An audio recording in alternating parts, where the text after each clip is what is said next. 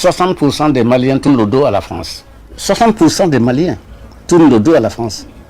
Alors que au moment en janvier 2013, nous avions des drapeaux français un peu partout ici, à côté des drapeaux maliens. Les enfants nés pendant ce temps ont porté le nom Hollande. Il y a des milliers. Nous avons tout fait pour porter la France haut, mais la France jouait. Les dirigeants français jouaient, les policiers français jouaient avec nous.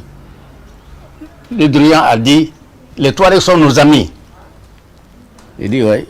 Ensuite, Le Drian a dit, il y a quelque temps, les Maliens devraient se souvenir. Mais est-ce qu'ils se souviennent, lui? Les tombeaux des tirailleurs qui sont à Paris, qui sont un peu partout en France, ce n'est pas des Touaregs. Ce n'est pas des gens du Nord. C'est des Koulibaly, des Diarra, des Traoré, des Ndiaye, des Gueye, etc. Il oublie. Est-ce que lui, il a de la mémoire? Est-ce qu'il y pense? Lui, comme Alain Juppé a dit, dès le début de la guerre, oh, les Touaregs ont marqué des points, il faut négocier. Quelque chose de préparé à l'avance. Faites un début, nous allons les pousser à négocier. Et vous aurez ce que vous voulez. Mais nous ne sommes plus des débiles, c'est fini.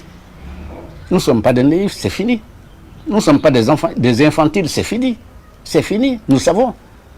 Si le MNLA, c'est la France qui est derrière le MNLA, pas la France, les politiciens français, les Le Drian, les Alain Juppé, tout ça, ce sont eux qui sont derrière le MNLA. Il y a des écrivains français qui sont avec nous, avec le peuple, tel qu'un certain M. Boucher, j'ai lu ses écrits. Je ne le connais pas. Je ne le connais pas. Mais lui, c'est un Français. Les autres, c'est quoi? C'est des politiciens. Ils vont venir, ils vont laisser la France et le peuple malien. Leur jeu est connu. Leur jeu est clair pour nous. Nous savons, mais qu'ils continuent. Ils auront peut-être une bataille. Parce que nous sommes faibles maintenant, nous n'avons pratiquement pas d'armée. Un général français a dit que l'armée malienne qu'ils ont trouvée est une armée déstructurée, démotivée, sous-équipée et minée par la corruption. Nous n'avons pas d'armée. Mais c'est une affaire d'un temps. Nous avons tout le temps, notre peuple a tout le temps pour se réarmer, pour se préparer et pour combattre. Combattre, c'est notre habitude. Nous savons ce que c'est combattre. Nous ne sommes pas nés d'aujourd'hui. Le peuple malien n'est pas un peuple fabriqué par la colonisation. Mais non, mais non, mais non. Nous avons une histoire profonde. Vous savez, le grand Dio Bazoumana, le grand, m'a dit un jour, nous avons une musique qui a été jouée à Zoukainane. Je lui dis, ah bon? Elle dit, oui, cette musique s'appelle Baoudi.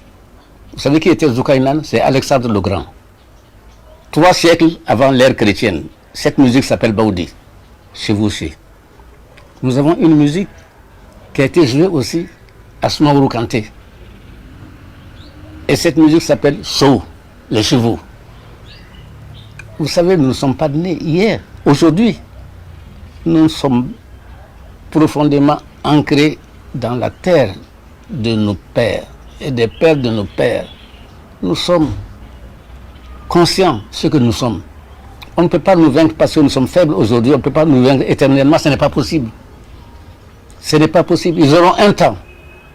Mais la vérité a tout le temps.